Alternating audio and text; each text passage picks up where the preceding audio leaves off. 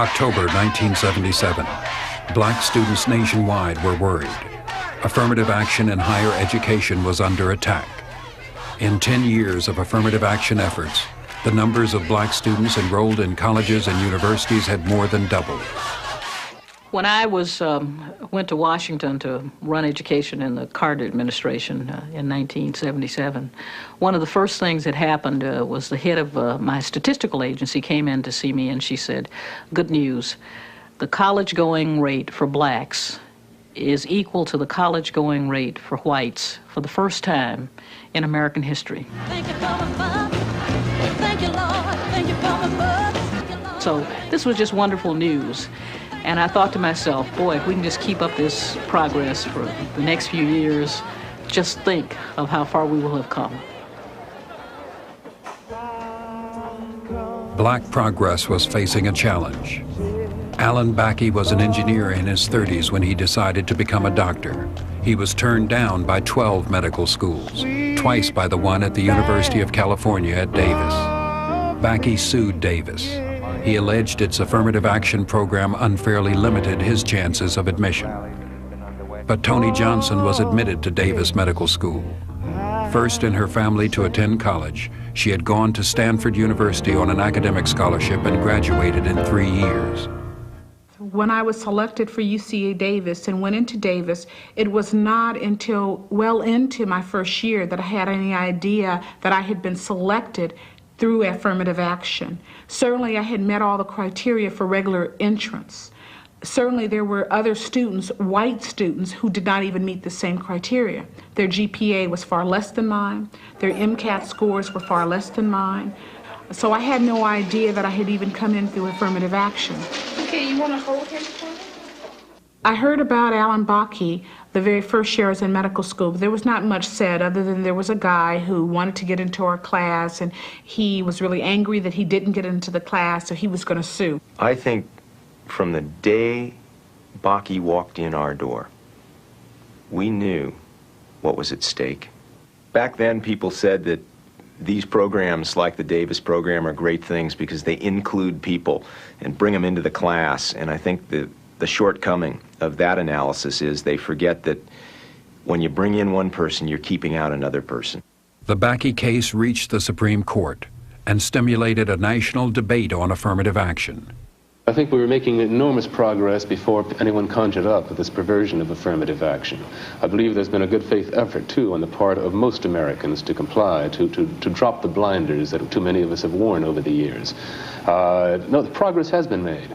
But what we are now seeing, and what I fear, frankly, is a backlash, and a very serious backlash. You see this in unions, for example. You see this in colleges, even in colleges, where people are saying we must discriminate against someone who happens to be white and happens to be male. When you start talking about affirmative action as being preferential treatment, you have already set up a situation where anybody who is the beneficiary of preferential treatment will lose.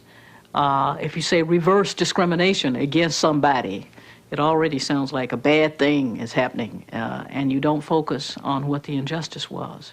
If, in fact, women, blacks, Hispanics have been excluded, the question becomes, how do you include them? How do you make up for the legal wrong?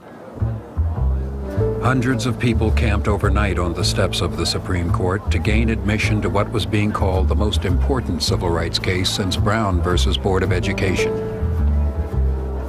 Archibald Cox defended UCal Davis. He argued for using race as a factor in selecting qualified applicants, not to discriminate against whites, but to remedy the effects of generations of discrimination against blacks.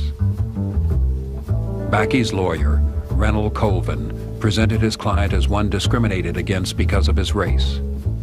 We believe that this is a case where an individual's rights have been deprived. We think one of the more unfortunate things about the Bakke case is that it became the vehicle for educating, or should I say miseducating, the public about affirmative action. The public learned about affirmative action almost literally for the first time through sound bites, 10-second sound bites on television with people polarized against one another. As a result, what is really a quite complicated concept, one hard enough to explain even if you have a lot of time, became digested as an element of unfairness. The Supreme Court handed down a divided decision. The only thing clear was that Bakke would be admitted to Davis. Affirmative action was found permissible but not mandatory. Civil rights advocates worried that the court had backed off from unequivocal support. Did this signal a change in the way that America looked at civil rights? You think it's going to be bad for minorities? I think it's going to be definitely bad for minorities. By 1979, the climate of opinion had changed almost completely in the country on issues related to civil rights and the advancement toward equality for blacks in American society.